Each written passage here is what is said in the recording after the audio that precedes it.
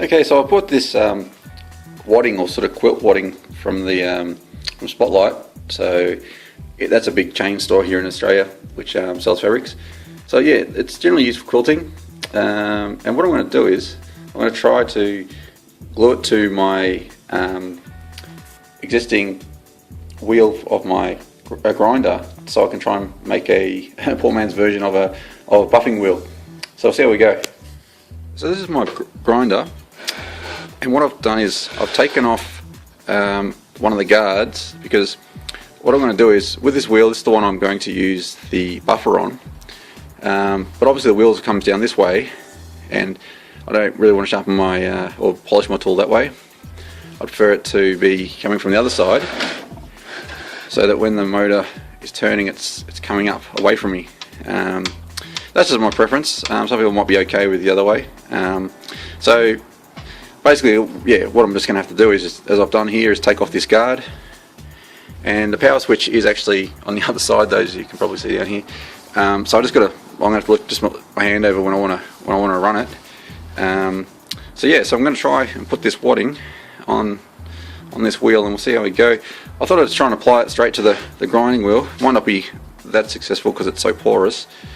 Otherwise, I'll just, the next step I'll make a MDF wheel, which I think I've got the spare MDF somewhere, and I'll do that. I'll have to do that with my CNC router, because I need to make sure that it's pretty much perfect circle.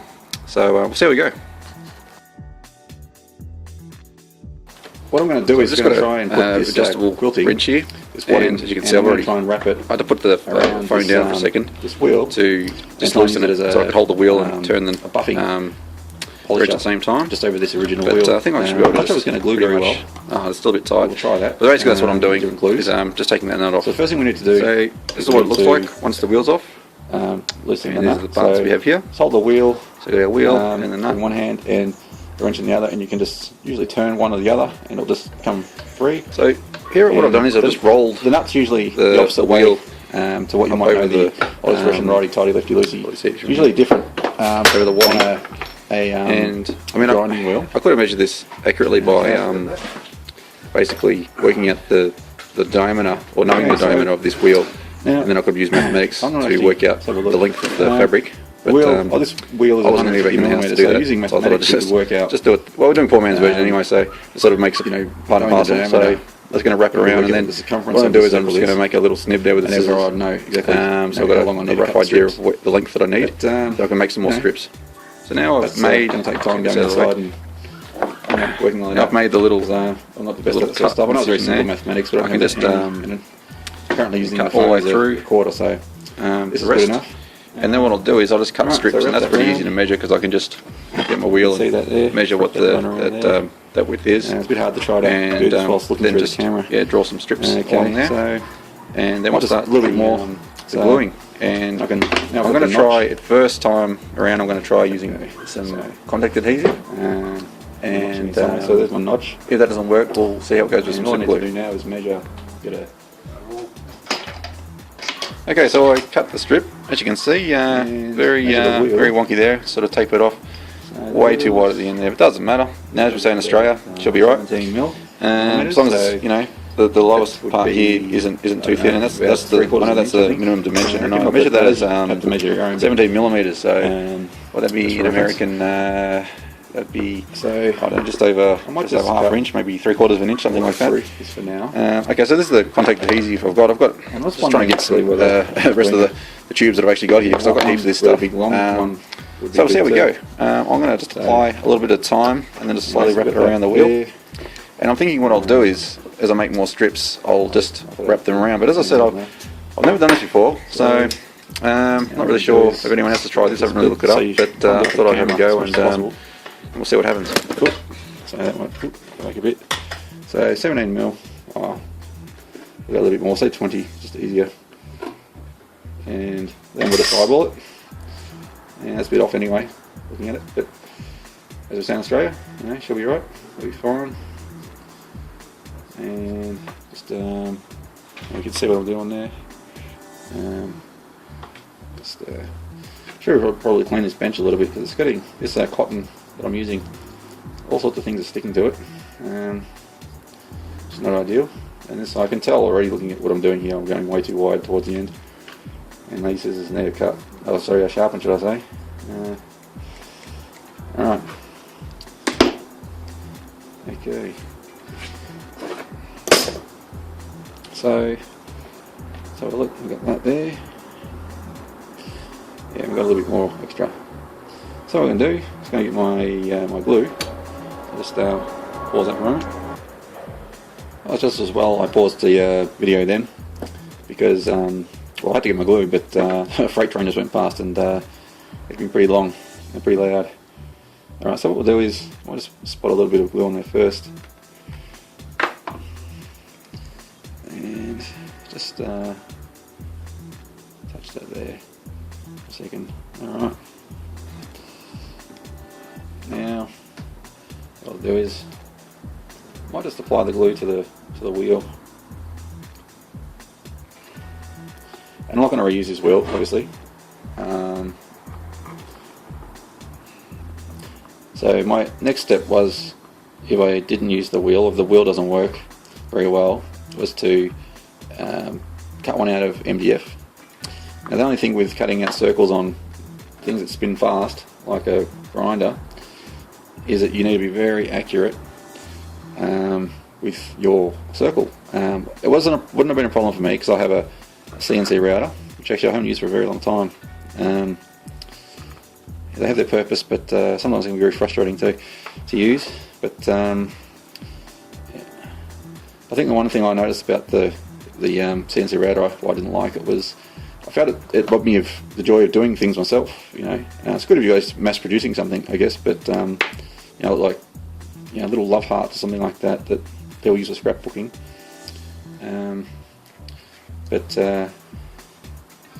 Yeah, apart from that, I found that yeah, it took away all the things I actually enjoyed doing. So we've got the first thing on there. I don't think it's going to be a problem me applying more and more strips onto that, and I can always trim that up at the end. I don't think it really matters, and as I go, so I can get it nice and thick.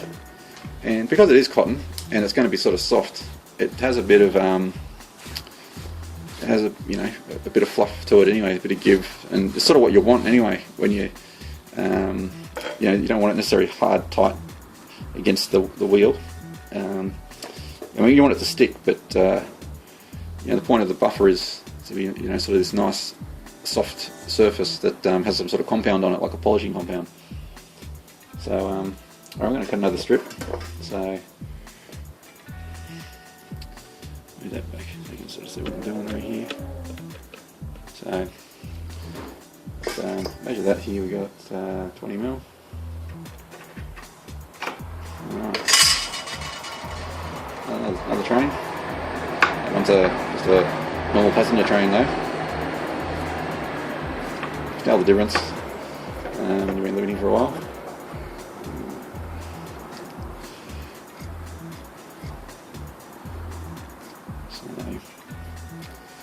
Alright.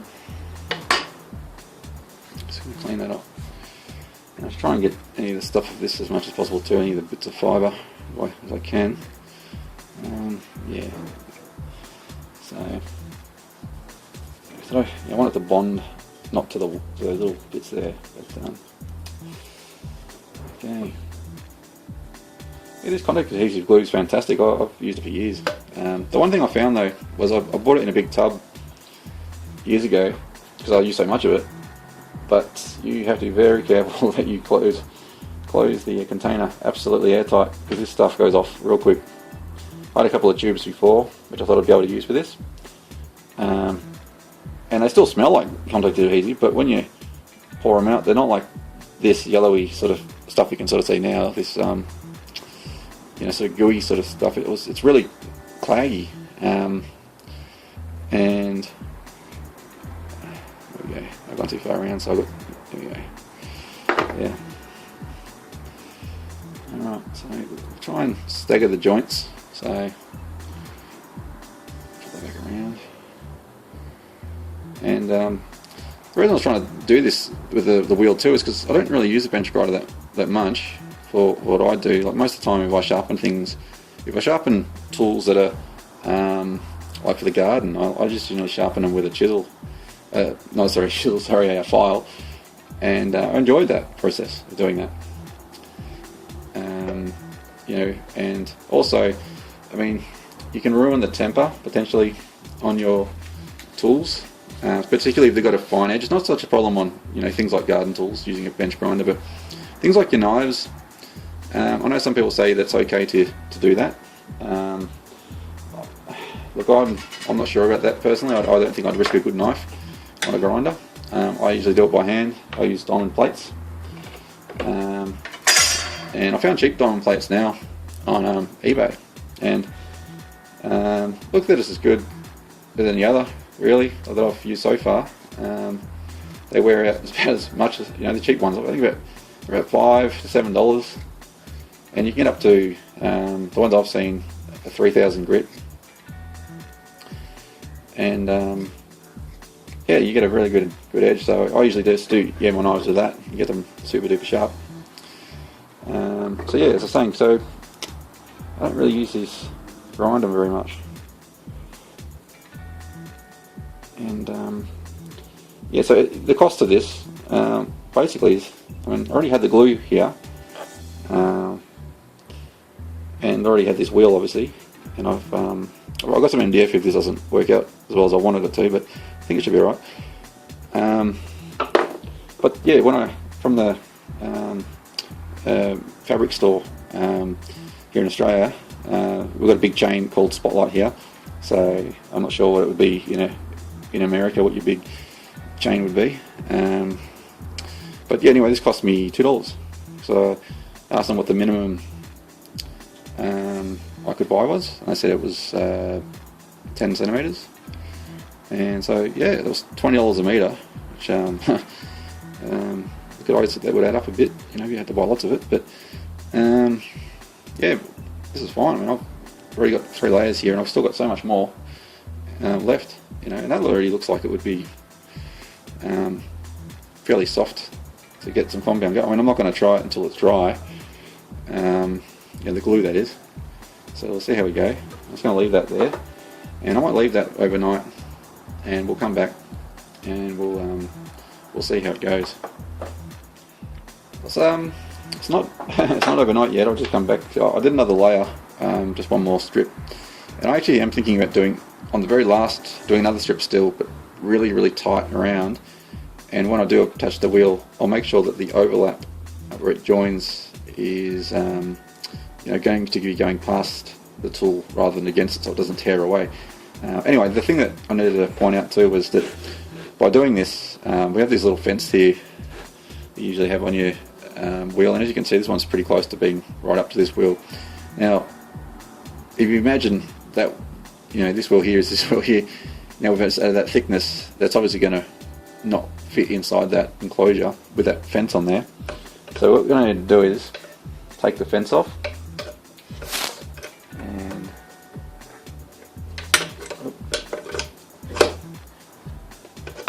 oh yeah, it doesn't have a nut. I don't think it has a nut. It just comes out.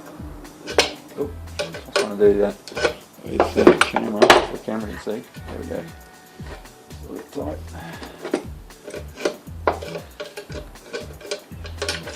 So yeah, I'm just going to basically take this off.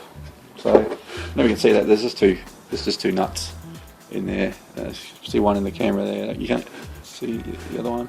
It's in the dark there a bit. There's another nut in there, so I'm just going to get those off so the wheel can fit. Alright, as you can see, I've got that bracket off now. So then, I can just fit the wheel back on. I don't think it's going to matter too much, it's rubbing up against there, but as you can see, that joint's not great there. I'm wondering whether I should just try to take that off now. And so now the wheel's going to be spinning that way, so I'm going to be coming from this direction. So if anything, I want this one to, I don't know, it's got a little bit of stretch in this cotton, because this cotton is so soft, it just tears away. But I could probably just sort of try and glue that over.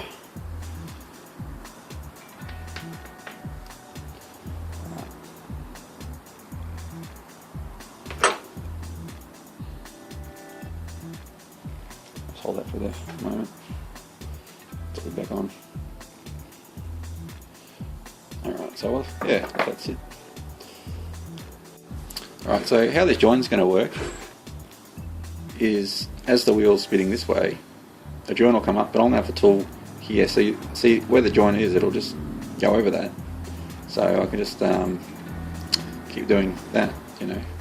I mean, I could almost do this without any power, really. I could just almost do this by hand if I wanted to, and still get a fairly good polish on the chisel. So, but still going to wait for that to glue and dry. Interesting to see how it goes. I don't have it here. I've got a cutthroat razor, which is, yeah, I mean, I think I've sharpened even beyond the razor really. Which I'll come around and I'll see how I go trying to trim up the edges here if need be, just a little bit, because it's, you know, quite over and on the other side too, I suppose it's over a bit. But I can just probably fix that back onto the, you know, let it dry overnight still, but at least put the nut back on. And remember, it's the opposite direction with a wheel. So, oh, I had the other wrench. Here we go. So, yeah, see, touching it now and it's coming away because the glue hasn't had time to dry. Anyway, yeah, I think that one's going to be a bad one. Actually, that was a bit too short, I think, to begin with, but I'll see what happens. Alright, I've got my cutthroat razor now, and I'm just coming across this cotton here, and sort of use it in a slight, sort of almost sawing motion, but I'm trying to stay away from my blade touching that actual side of that grinding wheel, because you know, cutthroats, yeah, I don't want to ruin the blade, so they're very sharp usually. It's not usually meant for this, obviously. And but yeah, if I do use it to shave, it's quite good. But I'm not a fully clean shaven person. I do sort of style my facial hair, so it's a bit hard to use the cutthroat for some of the things. But yeah, let's try with the scissors. See how they go. These scissors need sharpening anyway. Yeah, they're horrible. They're really horrible. The cheap ones anyway. I just saw these ones in hand, so God knows what I've used for these for. But, yeah, struggling a bit, but anyway. Alright, so that's, you know, a bit better. That's not great, but you know, as long as it works, that's the main thing, isn't it? Really. And for $2, that's pretty good. You know, because I had this problem actually. I bought a proper polishing cotton buff from the hardware store here, with all the bits, because you need a special attachment. You need to make sure you get the, you know, left hand or right hand side. You know, and anyway, I had real problems with it. Even though it's made by all the same company, the things just did not fit in the hole. It was impossible. Like, you could not, you know, yeah, get the bloody wheel onto the little spindle that you're supposed to have for it. So you could not get it on at all. And I took it back to the hardware store, and the guy said, no, you should be able to do it. So, you know, you try, and he couldn't do it. And then he said, oh, that's all right, just drill another hole. I said, well, you know, that's fine, but I said, you can't just modify a bloody circle that's spinning, you know, a certain amount of revs and not have an accurate circle, you know, because, you know, it'll you know, be wonky, it'll, you know, and but then, you know, as he said, oh, I could buy this other, you know, these sort of stepper sort of drill bits, and I thought, but you know, that's like another $50. I've never had a need for one, and I'm not going to buy it just for a bloody wheel, because I think by the time I bought that plus the wheel and the other bit, it's going to be like $100. I thought, forget it. So I just returned it, and then I usually just use a piece of leather on a piece of wood. I've been meaning to do this for ages, but yeah, haven't had time. But now, yeah, finally got time to do it. So yeah, it's an interesting experiment. You might have noticed too, when I was putting the glue on before, that I wasn't pressing things down too hard, and you may have seen it. The reason why is, as you can see here, that the glue comes through the fabric, and I know what contact adhesive's like. I've never really used this fabric before, so I didn't know what was going to happen, but a lot of the time, if you're going to use it for very thin fabrics, and you don't want it to come through, you just got to gently just put a little bit of the glue on. And if it's like, I used to glue fabrics to MDF, and what I need to do is just put the contacting adhesives on and then smear it like with another sort of I don't know, say so I'd put the, I don't know if you can see that, so I put glue on there, and then I'd just smear it across. I'd smear it so it's just like a really thin surface of glue all over the surface. Then I'd just gently, almost let the fabric's own weight fall on it, so the glue wouldn't come through. So, but I pushed a little bit too hard on here, and that's why you got that horrible dirty yellow thing going through there. And don't think it'll be a problem after a few buffs, but I can't really try it out yet until the glue's really dry and see how it goes. But that nut should be, it's tight. Yep. All right, so we'll come back. I was going to leave it overnight, but we'll see. Or maybe I'll come back later in a few hours and see how it is. Okay, I've actually left it a few days since I've been back in here. I haven't had much time to come back in, but I would say it's well and truly glued on there by now. I'll just give it a bit more of a trim up. These crappy scissors I've still got here. I mean, it's a bit thick, I suppose, but still. It's going to be cutting better from the back part. Okay. Alright, I'm going to pause this. I'll come back, I'm going to plug it in, and we're going to test it to see how it goes. Okay, I plugged it in now. Now, I'll put on some eye protection, just in case, and we'll see how we go. Well, it seems to be spinning alright so far. A bit of stuff coming off there, but see, it's quite fast. My own grinder here.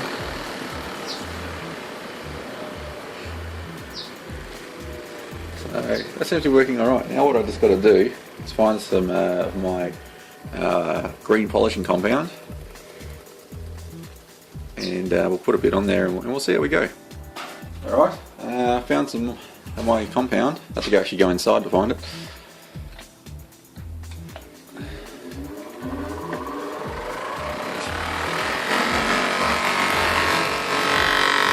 Alright, I put the benches grinder, just to mount it down temporarily with some clamps.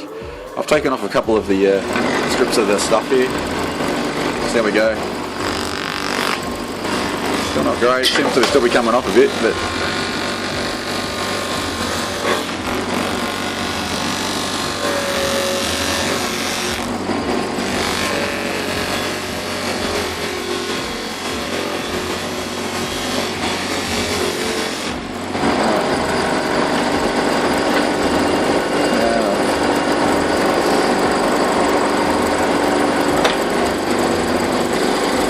I've got my goggles on.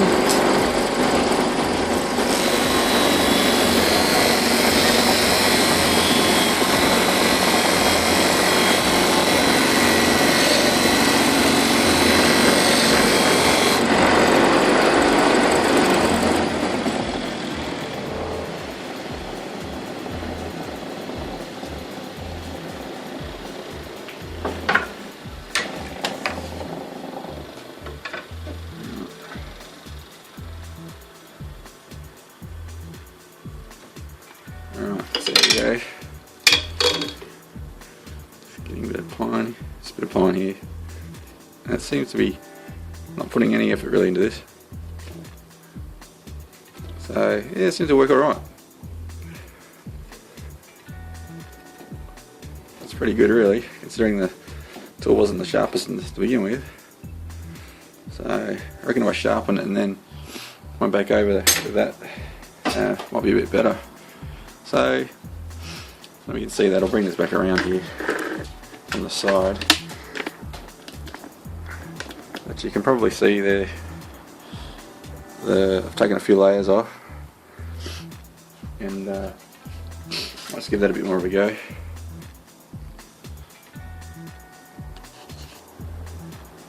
Alright, this is what I was just doing the tool just now.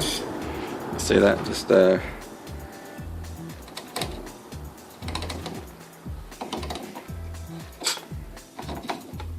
that's not too bad. So I've got some other things to try. Feels, reasonably sharp. Might be a bit of a burr on there. Yeah, it needs a proper sharpen anyway, because after my last sort of thing I did with carving, I used some pellet wood, and pellet wood's a bit problematic with carving, because all the little bits of dirt and grit that get into it over time from lying around the dirt, yeah, bluntens your tools very quickly, because you're hitting the little bits of grits of sand and stuff. So now here's a gouge that I found that's struggling to get through the wood. Yeah, as you can see. So we'll give it a polish and see how we go.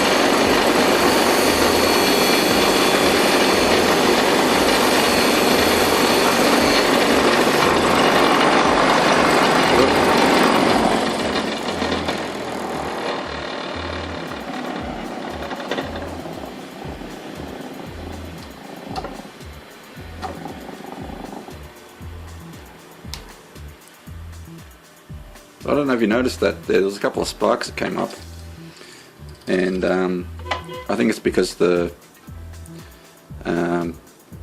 only got one layer of the wadding. It's obviously broken through to the wheel. So as you can see already, that's tremendous improvement on what I had a second ago, which I just couldn't even push the bloody wood. The blade through the wood at all. So yeah, it's a cheap and cheerful sort of way of doing it. I said it's a poor man's version, or poor woman's version. But it's gonna do the trick, I think. So yeah, time will tell. But yeah, if you wanted to try one for yourself, it seems to work all right. And I'm getting a fairly good polish. I don't know if you can try and come up to the camera. I don't know if we can actually see that. No, it's a bit blurry. I'll put my hand behind it. No. Oh, a little bit, there we go. You can, yeah, it's got a bit of a shine on it, so mainly on the edge particularly. So yeah, so that'll polish up real well. Then it puts some more compound on there really. But one thing I noticed was, because this is such a small piece compound I have left, the little fibres that are hanging off from the wheel were hitting my fingers, which kind of hurt. It hurt a little bit. So having a bigger block will sort of help with that. But anyway, there you go. There's my homemade polishing wheel.